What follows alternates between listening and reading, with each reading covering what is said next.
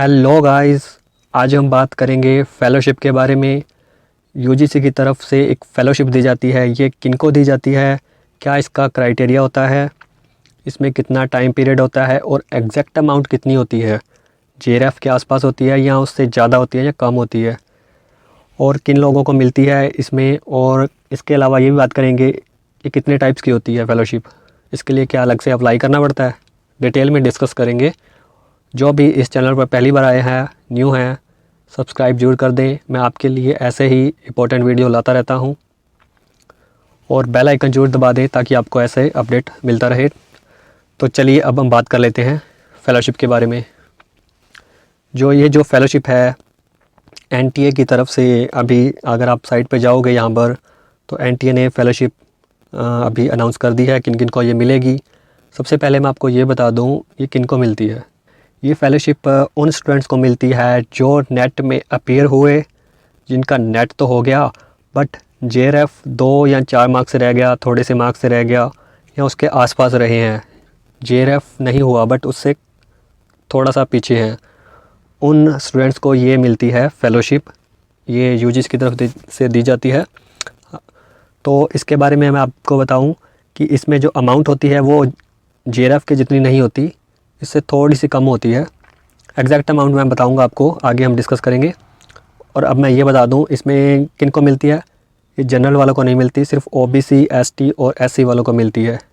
इसके लिए अभी एक नोटिफिकेशन एनटी की तरफ से आ चुका है, 19 तारीख को आ गया था ये।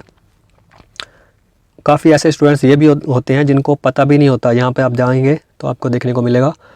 काफ़ी ऐसे स्टूडेंट्स को पता भी नहीं होगा इनके, जिनका नाम आ गया है। इसमें एप्लीकेशन नंबर और रोल नंबर आपको देखने को मिलेगा। जब लास्ट टाइम इन्होंने निकाली थी तब 12 दिन के बाद इन्होंने निकाल दी थी लगभग। इस बार बहुत ही जल्दी निकाल दी है, 4-5 दिनों में इन्होंने हैंड टू हैंड निकाल दी है। और इससे पहले जब ये फ़ेलोशिप आती थी लगभग 1 साल लग जाता था, तो काफ़ी स्टूडेंट्स चेक भी नहीं कर पाते थे कि उनका नाम आया या कब आया, तो कुछ पता नहीं चल पाता था। ये इनकी अच्छी बात है, अब ये हैंड टू हैंड निकाल रहे हैं। तो ये फ़ेलोशिप मैंने बताई दी आपको, ऐसे स्टूडेंट्स को मिलेंगी जो नेट में अपीयर हुए हैं, जिनका नेट तो हो गया बट जेआरएफ नहीं हो पाया, है ना। तो देख लेते हैं कितने टाइप्स की होती है ये फ़ेलोशिप। सबसे पहले एक फ़ेलोशिप होती है, यहाँ देखिए, national fellowship for schedule caste students. और उसके बाद जो सेकंड फ़ेलोशिप है वो है नेशनल फ़ेलोशिप फॉर ओबीसी, ये ओबीसी कैंडिडेट के लिए होती है। और उसके बाद national fellowship for minority students, ये उनके लिए, एसटी, एससी और ओबीसी वालों के लिए होती है। इसके अलावा एक और थी, लास्ट टाइम तो थी जून में 2020 में जब एग्ज़ाम हुआ था, एक और फ़ेलोशिप आई थी, था उसका नाम होता है national fellowship of Maulana Azad. Okay, national fellowship यहाँ पे लिखता हूँ NFMA, national fellowship of Maulana Azad. But इस बार तो नहीं आई है ये। तो चलिए, जिनका जो भी कैटेगरी है उसके अकॉर्डिंग एक बार जरूर चेक कर लें कि उसका आपका नाम आया है इसमें, आपका रोल नंबर ज़रूर चेक करें। और इसके लिए अप्लाई कैसे करना है ये भी मैं आपको बताता हूँ, क्या करना होता है इसके लिए, इसका बेनिफिट कैसे लिया जाता है। तो आप जैसे ही आप यहाँ पे क्लिक करेंगे ना, तो आपके सामने PDF आ जाएगी। जैसे ही आप ऐसे ओपन करोगे तो आपके सामने ये PDF खुल जाएगा, जिसमें आप अपना चेक कर सकते हो, अपना रोल नंबर चेक कर लेना। एसटी वालों के लिए अलग से है, एससी वालों के लिए अलग से है और ओबीसी वालों के लिए अलग से है। अब हम चेक कर लेते हैं कि इसमें अमाउंट कितनी दी जाती है और इसको कैसे अप्लाई करते हैं। तो जैसे ही आप नेशनल ट्रिब्यूनल फ़ेलोशिप, ये गवर्नमेंट की साइट है, जनजातीय कार्य मंत्रालय, ओके, यहाँ पे, तो आप इसको गूगल पे डालोगे तो आपको मिल जाएगा। तो आप यहाँ पे आपको कहाँ जाना है, इस सेक्शन पे जाओगे, अबाउट द स्कीम पे जाओगे, तो आपको फ़ेलोशिप के बारे में डिटेल में देखने को मिलेगा कि कौन एलिजिबल। आपकी सारी बातों का जवाब इसमें दिया गया है। मैं आपको बताता हूँ कि फ़ेलोशिप को कैसे अप्लाई करना है, उसकी अमाउंट कितनी होती है। जेआरएफ जितनी इसकी अमाउंट नहीं होती, जेआरएफ से थोड़ी सी कम होती है। जैसे 19-21 से जेआरएफ रह जाता है ना, वैसे ही अमाउंट भी इसमें 19-21 ही होती है, ज़्यादा फ़र्क नहीं होता, थोड़ी सी कम होती है जेआरएफ से। ओके, तो इसके लिए अप्लाई कैसे करना है देखते हैं। यहाँ पर आप देखेंगे तो हु कैन एलिजिबल, इससे पहले मैं आपको बता दूँ, ये जो फ़ेलोशिप होती थी ना, आपको इसके लिए अप्लाई भी कर सकते हैं। जो भी ऐसे स्टूडेंट्स जो पीएचडी में इनरोल कर चुके हैं और माइनॉरिटी कास्ट से आते हैं, एसटी, एससी या ओबीसी से, तो इनके लिए आप अलग से अप्लाई भी कर सकते हैं। सिर्फ उसके लिए क्या चाहिए, आपकी पीजी कंप्लीट हो जानी चाहिए। उसके साथ आप एमफिल या पीएचडी में इनरोल हो चुके हैं, तो उसके बाद आप अभी मैंने आपको जो साइट दिखाई उसके बाद आप अप्लाई भी कर सकते हैं। अभी की जो अप्लाई करने की डेट है वो तो निकल चुकी है, और वैसे ही अभी अप्लाई करने की ज़रूरत नहीं है। जो नेट में अपीयर होना, जो लोग कैंडिडेट नेट में अपीयर हो गए ना, उनको अलग से अप्लाई करने की ज़रूरत नहीं है। जो ऐसे स्टूडेंट्स होते हैं ना जो नेट नहीं दे पाते या नहीं दिया जिन्होंने, तो वो अलग से अप्लाई कर सकते हैं। और इसके लिए इसका बेनिफिट कैसे लेना है मैं आपको बता रहा हूँ। यहाँ देखिए, आपको किस में होना है, एडमिशन लेना है ऐसी यूनिवर्सिटी में जो गवर्नमेंट यूनिवर्सिटी हो। देखिए, इंडियन यूनिवर्सिटी, इंस्टीट्यूशन, कॉलेज हो जो किसके अंदर आते हो, अंडर सेक्शन 2F 12B और 2FB यूजीसी एक्ट। और डीम टू भी यूनिवर्सिटी, अगर आप उसमें भी एडमिशन लेते हो तो भी आप एलिजिबल हो। उसके अलावा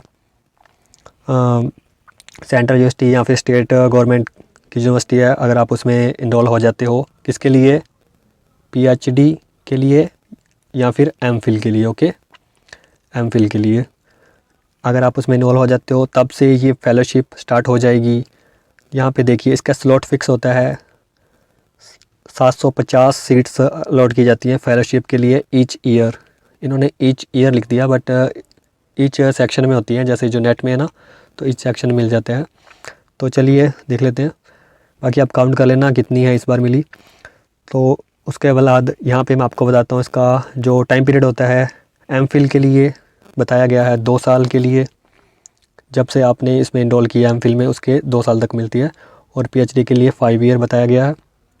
इसमें यहाँ पर अगर आप एमफिल प्लस पीएचडी कर रहे हैं, 2 साल प्लस 3 हो गए यहाँ पे। ओके, 3 साल पीएचडी के लिए।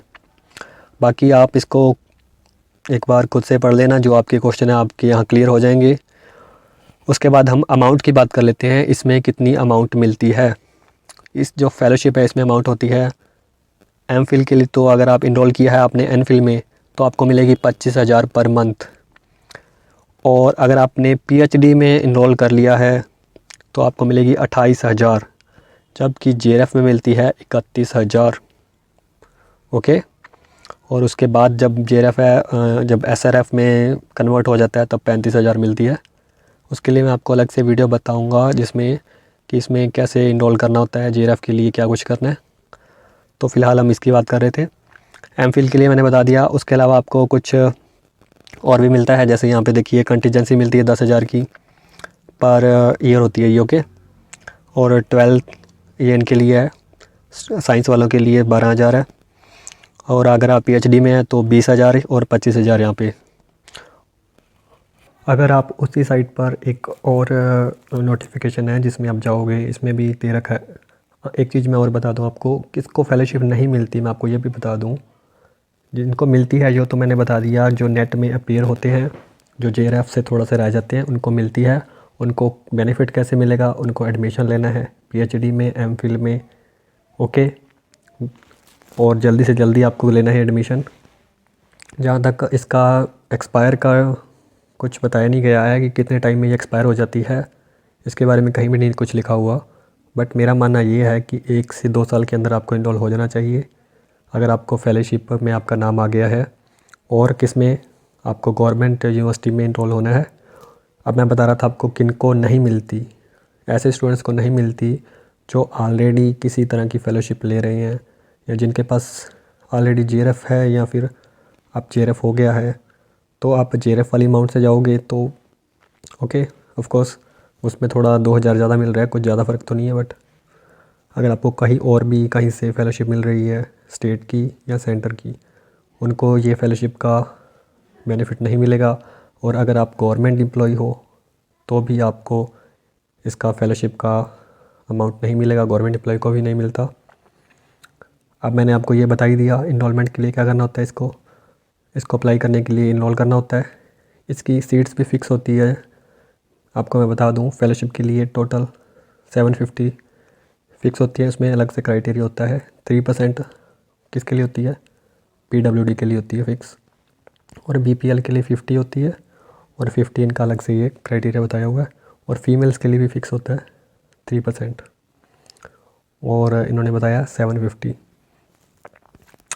और उसके अलावा मैंने ये बताई दी आपको पहले, 2 साल के लिए MPhil के लिए मिलती है, PhD के लिए 5 साल तक मिलती है। अगर आप दोनों कर रहे हो तो 2 साल MPhil और 3 साल PhD के लिए मिलेगी। और ये कब से मिलेगी? जब आप इनरोल हो जाओगे। बट आपको यहाँ देखने को मिलेगा fellowship is applicable only from financial year of the section, यहाँ पे इन्होंने ये लिखा हुआ है। बट मेरा मानना यह है कि शायद मैंने देखा भी है किसी का जो हुआ है उनका, तो जब इनरोल हो गया उसके बाद से स्टार्ट हो गई। अगर आपका एक से ज़्यादा में आपका नाम आ गया, लास्ट टाइम भी आ गया था और फिर आ गया, तो आप किसी एक का ही बेनिफिट ले सकते हो, ऐसा नहीं कि सभी का बेनिफिट ले सकते हो। और आपके पास JRF है तो आपको सिर्फ JRF का मिलेगा। आई होप आपके सारे डाउट्स क्लियर हो चुके होंगे। आपको वीडियो अच्छी लगी है तो प्लीज़ लाइक करें, शेयर करें। Thank you, bye bye, take care.